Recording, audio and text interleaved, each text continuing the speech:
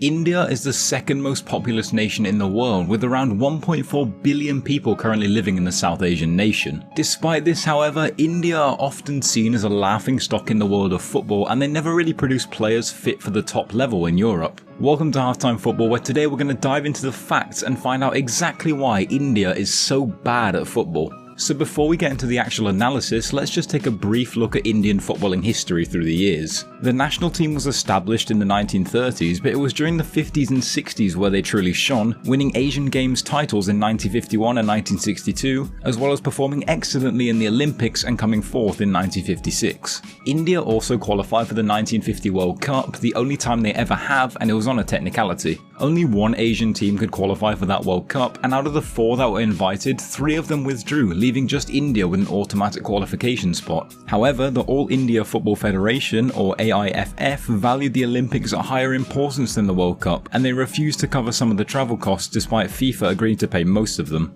The players also weren't very well informed about the World Cup, with former Indian captain Sailen Mannar saying, "We had no idea about the World Cup then. Had we been better informed, we would have taken the initiative ourselves. For us, the Olympics was everything. There was nothing bigger." No, they didn't actually refuse to play because they couldn't play barefoot, and that's a common myth. Anyway, since then, Indian football has sort of been on a slide, and currently they find themselves 106th in the FIFA World Rankings. Anyway, let's get into looking at exactly why this slide has been happening. The first things I want to cover are the whole idea of popularity of football in India as well as Indian culture. Let me just preface that I'm not saying football is totally irrelevant in India, and I've seen some of the passion shown by some of the supporters, but just hear me out. As we know, cricket is the most popular sport in India, and for good reason, as they have one of the most talented national teams in the world. The effects cricket has on other sports, however, cannot be understated. The BCCI, or the Board of Control for Cricket in India, are one of the richest sporting bodies in the world, with a budget of around £5 billion,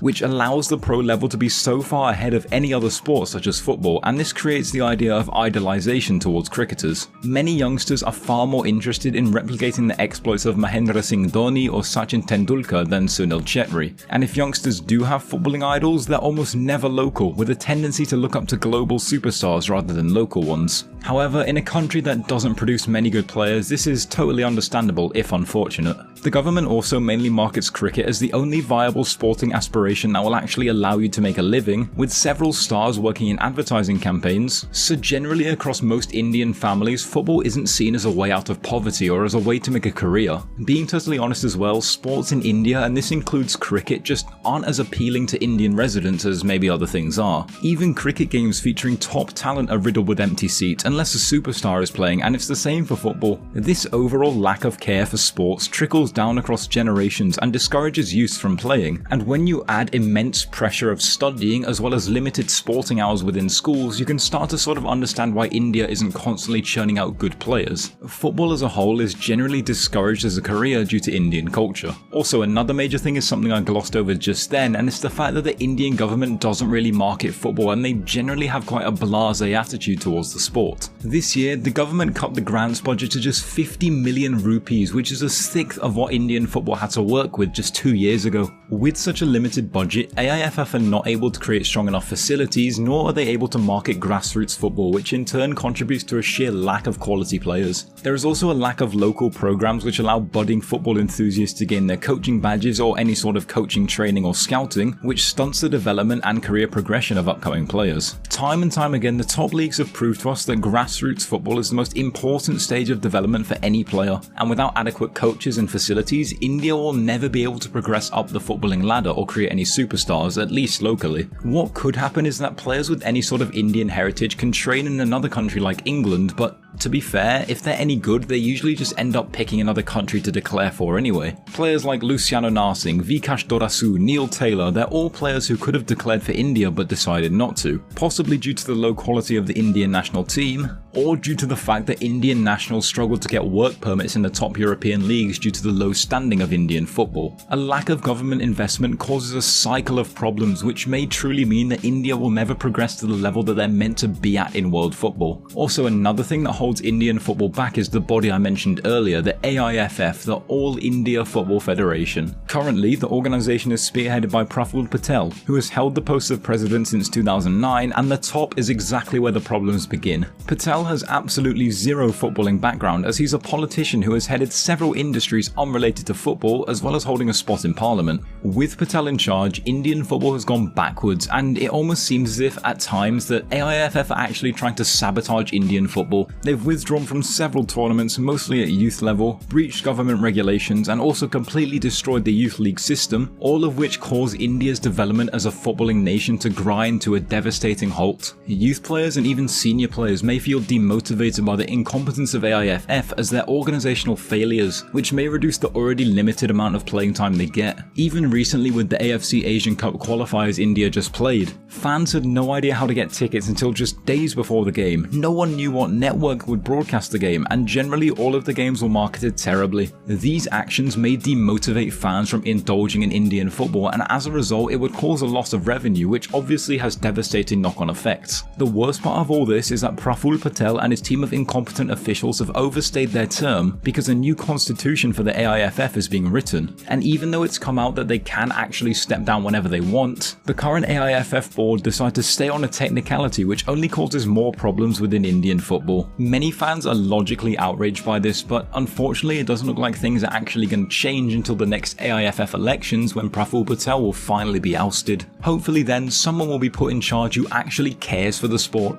Anyway, moving past that, there's another issue that severely prevents the proper development of Indian football, and that's the problem of the league systems. As I mentioned, India had some dominance on a confederational national front in the 50s and 60s, but the reason they slipped away from this was because other nations began creating league systems and churning out talent, while India waited all the way until 1996 to even begin on that front. Even then, the National Football League was a complete shambles during its 11-year existence, full of unprofessionalism and disinterest, and it was in 2007 when India finally formed a proper professional league in the I-League. That was all well and good, and it seemed like India could finally have a proper league structure until 2013, when the idea of the Indian Super League was formed. The ISL had far more money involved, which meant that the stars of the I-League would move there, which seems logical, but looking at the ISL itself, and the structure was just so bad. The ISL initially consisted of a 3-month season, which eventually became 4 to 5 months, and there was no relegation involved, which rendered this more of a non-professional tournament, especially when over-the-hill superstars like Alessandro Del Piero and Dimitar Berbatov began showing up. The lack of traditional structure within India's league systems causes major problems of development, especially since there are about 7 months where the players have absolutely nothing to do. Adding on to that, the I-League also caused major confusion as it existed in tandem with the ISL, with India being the only nation with 2 top-tier leagues to be recognised by their respective confederation.